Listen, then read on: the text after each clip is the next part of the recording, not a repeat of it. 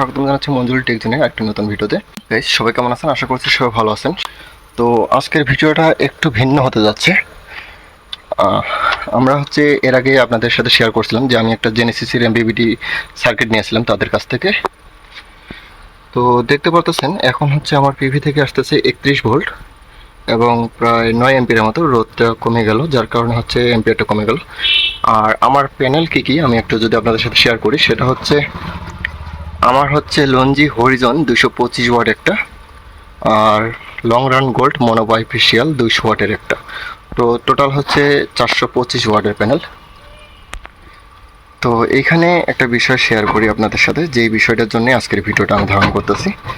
তো একটু যদি দেখাই তাহলে দেখেন, এইখানে প্রত্যেকটা এমপিবিটির সাথে আপনারা জেনেসিসের এমপিবিটি নেন, হয় কমপ্লিট নেন বা ইনকমপ্লিট। যেমন আমি শুধু সার্কিটটা নিয়েছিলাম তাদের কাছ থেকে, কমপ্লিট সার্কিটটা আর কি। এরকম কমপ্লিট সার্কিটটা আমি যদি একটু দেখাই, তো এর আগে আপনাদের ভিডিও দিছিলাম যে আমি একটা কমপ্লিট এমপিবিটি তাদের কাছ থেকে নিয়েছিলাম।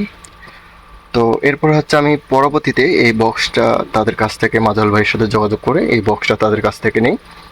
তো এইখানে একটা বিষয় আমি লক্ষ্য করছি যে এটা যেহেতু লেজার কাটিং যথেষ্ট পরিমাণ হার্ড আছে, আর যাই হোক মোটামুটি ভালো আছে। তো আজকের বিষয় এটা না, আজকের বিষয়টা আমাদের অনেকেই প্রশ্ন করছিলেন যে ভাই এটাতে কি এসি কাট আপ ব্যবস্থা আছে কিনা। তো হ্যাঁ, এটা এসি কাট আপ ব্যবস্থা আছে, এটা এখানে থাকে, আমি এটা লাগাইনি। এই যে এইখানে থাকে, এখানে কানেক্টরটা থাকে, আমি এটা লাগাইনি এখনো। তো এটার কাজ কি, এটার কাজটা আমি একটু বলি।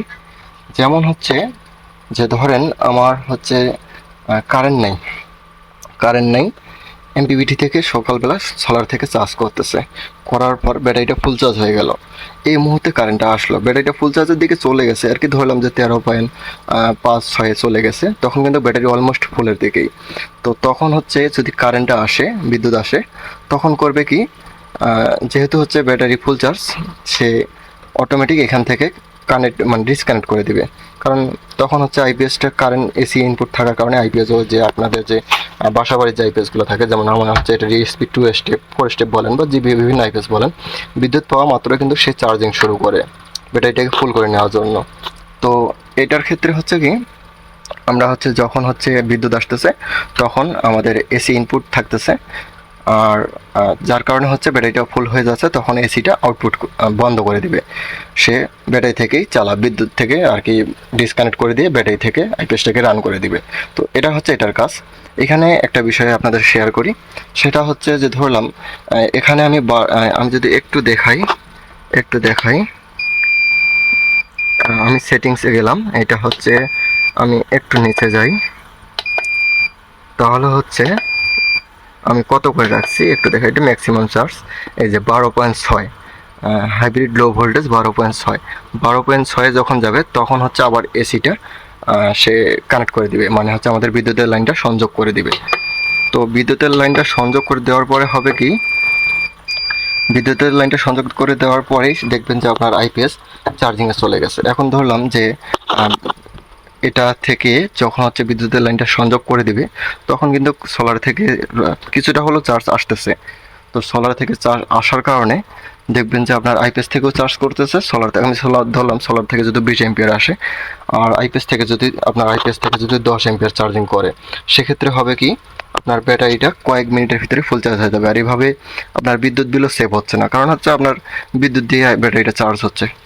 তো সেটার জন্য জেনেসিস এমপিপিটি একটা মারাত্মক একটা উপকারী একটা বলা যায়, এটা মারাত্মক একটা তাদের একটা মানে কি বলা যায়, এটাকে মারাত্মক একটা আপডেট বলা যায়। বা বর্তমান আইপিএসকে যে ধরনের আইপিএস হোক না কেন, আপনার এ ধরনের সাইন ওয়েভ আইপিএস হোক বা আপনার বাসাবাড়ির যে নর্মাল আইপিএসগুলো আছে, সেগুলোকেও চাইলে আপনারা এটার মাধ্যমে কি সোলার আইপিএস বা সোলার হাইব্রিড আইপিএসে কনভার্ট করতে পারবেন। এটার কাজ কি, এখানে low voltage high voltage parts হয়ে থাকে।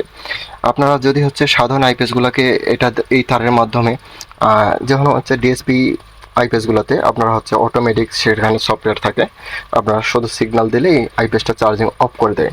কিন্তু সাধারণ আইপিএসগুলোতে সেটা হয় না। আপনারা চাইলে হচ্ছে একটি মসফেটের মাধ্যমে, যেমন হচ্ছে IRF Z44N 3205 এরকম বিভিন্ন ধরনের মসফেট আছে, সেগুলোর মাধ্যমে আপনারা এই মসফেটকে ড্রাইভ করে একটা রিলের মাধ্যমে আপনাদের আইপিএসের যদি চার্জিং অন অফ অপশন থাকে সেটাকে আপনারা কন্ট্রোল করতে পারেন। তো এর পাশাপাশি আপনারা এসি তো কন্ট্রোল পাচ্ছেনই, যেমন হচ্ছে সানকো কোম্পানি, তাদের একটা ভিডিও দেখলাম। তো তারা দাবি করছে যে তাদের আইপিএস এমপিবিডিতে এসি মানে ইনপুট আউটপুট অপশন আছে, সেটা তারা চাইলে মানে ব্যাটারিটা ফুল চার্জ হওয়ার পর সেটা এসিটা বন্ধ করে দেয়। কিন্তু যখন হচ্ছে ব্যাটারিটা নির্দিষ্ট একটা ভোল্টেজে নেমে যায় তখন আবার এসিটা ছেড়ে দেয়, তখন এসিটা আইপিএসে ঢুকিয়ে দেয়। তখন হবে কি আইপিএস থেকে আবার চার্জিং শুরু করবে। তো এটা একটা মারাত্মক একটা ক্ষতিকারক, কারণ হচ্ছে ব্যাটারি অল্প দিনে নষ্ট হবে। আপনারা জানেন যে ব্যাটারিতে যখন হচ্ছে দুই পাশ থেকে ডাবল এম্পিয়ার মারে তখন কিন্তু ব্যাটারি অনেক অতিরিক্ত গরম হয়। নর্মাল ব্যাটারিগুলো তো আরও বেশি হিট হয়, যদি লিথিয়াম ব্যাটারি হয় তাহলে সেটা আলাদা। তো আমরা বেশিরভাগই কিন্তু নর্মাল পানির ব্যাটারিগুলো ব্যবহার করি। তো দেখেন পিভি থেকে আমার এখন 14 এম্পিয়ার আসতেছে, রোদ হালকা একটু উঠতেছে, 16 এম্পিয়ারটা বাড়তেছে। আর ওরা দাবি করছে যে এম্পিয়ারটা খুব স্লোলি উঠে। আসলে এটা কোন সময় উঠে, আমি যখন হচ্ছে এই যে বন্ধ করলাম, এটা বন্ধ করার পর অন করলাম, প্রথম যখন হচ্ছে ট্র্যাকিং করবে, প্রথম দিন হচ্ছে যখন আপনারা অন করে দিবেন, যখন ট্র্যাকিং করবে তখন একটু স্লোলি কাজ করে। এরপরে হচ্ছে আপনারা রোদ ওঠার সাথে সাথে দেখবেন যে এম্পিয়ার একবারে বাড়তেছে। তো এটা ট্যাগিং সিস্টেম যেহেতু হচ্ছে, দেখেন এই যে ট্যাগিংয়ে চলে গেছে, অটোমেটিক ট্যাগিংয়ে চলে গেছে। 1 মিনিট মোটামুটি 256 পয়েন্টের মতো ট্যাগিং করে সে আবার হচ্ছে রান হয়ে যাবে। তো যাই হোক, আমরা হচ্ছে সেই বিষয়টা না বলি, আমরা বলি এটার কাজটা কিভাবে করব। তো দেখেন এই যে তারটা ভিতর থেকে আসছে, যারা হচ্ছে কমপ্লিট সার্কিট নেবেন বা হচ্ছে এরকম কমপ্লিট এমপিবিটি নেবেন তারা ভিতরে এরকম একটা তার পাবেন। তো এই চিকন তারটার কাজ হচ্ছে কি, আপনারা যে কোনো এক পাশ থেকে বের করে নিয়ে আমরা আমাদের যে আইপিএস আছে এই যে আইপিএসটা, তো আমি এটা ভিতরে ঢুকাই নিচ্ছি। নেওয়ার পরে হচ্ছে আমি এই যে দেখেন, আমি এটা যদি একটু খুলে নিই, এটা আমি একটা কানেক্টর লাগিয়ে রাখছি। তো দেখেন এই যে এইখানে সেটিং পিন নামে একটা আছে, এখানে সেটিংস তো না, এখানে আমার এখানে অটো লেখা আছে। তো যদি হচ্ছে একটু সমস্যা হচ্ছে, দুঃখিত একটু সমস্যা ছিল। তো দেখতে পারতেছেন এখানে হচ্ছে আমি একটি কানেক্টর লাগিয়ে রাখছি। তো এটা যদি আমি এখানে আগে ডিসপ্লেতে দেখাই, এই যে দেখেন চার্জার SW মানে সোলার সুইচ অন আছে। তো এটা আপনারা কি করবেন, এটা কিন্তু লাগালেই হবে না, আপনি শেয়ার করতেছি আপনাদের সাথে সব কিছু। এই যে দেখেন আমি এটা যদি খুলে দিই, এই লাইনটা এটা যেটা হচ্ছে আমার এমপিবিটি থেকে আসছে, এই যে চিকন তারটা এটা লাল তারের মাধ্যমে আসছে। এই যে দেখেন আমার আইপিএস চার্জিংয়ে চলে গেছে, আমি এটা খুলে দেওয়া মাত্র আইপিএসটা চার্জিংয়ে চলে গেছে। দেখেন এই যে দেখেন 11 এমপিয়ার চার্জ করতেছে, এসি চার্জিং চলে গেছে। আমি আবার এটা যখন লাগিয়ে দেব, আমি এটা একটু লাগিয়ে দিই, এই যে দেখেন এখন হচ্ছে আবার এই যে চার্জার SW অন হয়ে গেছে। তো এটাই হচ্ছে কাজ, মানে আমার এসি ইনপুট আছে ঠিক আছে, কিন্তু আমার সোলার থেকে পর্যাপ্ত এম্পিয়ার আসতেছে। পর্যাপ্ত এম্পিয়ার আসার কারণে আমার এই যে আইপিএসের যে এসি চার্জিংটা এটা অটোমেটিক এই এমপিবিটি অটোমেটিক সেটা বন্ধ করে রাখছে। তো আমার ম্যানুয়ালি আমার নিজেকে আমি যখনই দেখবো যে আমার এসি ইনপুট ঢুকে গেছে তখন আমি আইপিএসের চার্জিং অফ করব। আর অনেক আইপিএস যেমন হচ্ছে ডিএসপি আইপিএসে আপনারা চাইলেও আইপিএসের চার্জিং অফ করতে পারবেন না, এরকম কোনো সিস্টেমে নেই। আপনাদের যে ডিএসপি আইপিএসগুলোতে আপনারা চার্জিং অফ করবেন, কোনো আইপিএসে ডিএসপি কোনো আইপিএসে এরকম সিস্টেম নেই, বিশেষ করে সাইন অ্যাপের আইপিএসগুলো। তো এইখানে একটা বিষয় আপনাদের সাথে শেয়ার করি, সেটা হচ্ছে আপনারা এটা কীভাবে করবেন। আপনারা যখন হচ্ছে ক্যালিব্রেশনে ঢুকবেন, ঢোকার পরে 3 নাম্বার অপশনে যাবেন, যাওয়ার পরে ওইখানে দেখবেন সোলার সুইচ লেখা থাকবে। তো সোলার সুইচের ওইখানে কী করবেন, আপনারা এনের জায়গায় ওয়াই করে দিবেন, আপনারা যদি চান আমি অবশ্যই ক্যালিব্রেশনটা দেখিয়ে দেবো। তো ক্যালিব্রেশনে ঢোকার পর আপনারা হচ্ছে নিচে 1 2 3 প্রথমে একে চাপ দেওয়ার পরে প্রথমে 3-এ চাপ দেওয়ার পরে আপনারা যখন হচ্ছে সেটিংয়ে ঢুকবেন তখন ওখানে সোলার সেটিংটা খুঁজে বের করবেন, করার পর সেটা এন থেকে ওয়াই করে দিবেন, দেওয়ার পরে আপনার সোলার সিস্টেম হয়ে যাবে আইপিএসটা। তখন আপনি যদি এখানে একটা নেগেটিভ সিগন্যাল দেন, আইপিএসটা চার্জিং অফ হয়ে যাবে। এটাই হচ্ছে ডিএসপির কাজ। এটা হচ্ছে ডিএসপির যে সেটিং পিনের সাথে আপনারা একটা 1K রেজিস্টার দিয়ে, বা এটা ডিরেক্ট দিলেও সমস্যা নেই। যদি চান যে একটা 1K রেজিস্টার দিবেন, দিতে পারেন, সমস্যা নেই। আমার এখানে একটা 1K রেজিস্টার দেওয়া আছে। একটা 1K রেজিস্টার দিয়ে আপনারা এটার এসি চার্জিংটা ম্যানেজমেন্ট করে নিতে পারেন। এর পাশাপাশি যদি আপনাদের 4 স্টেপ হয়, তাহলে 14 নম্বর পিনে আপনারা এই সংযোগটা করতে পারেন।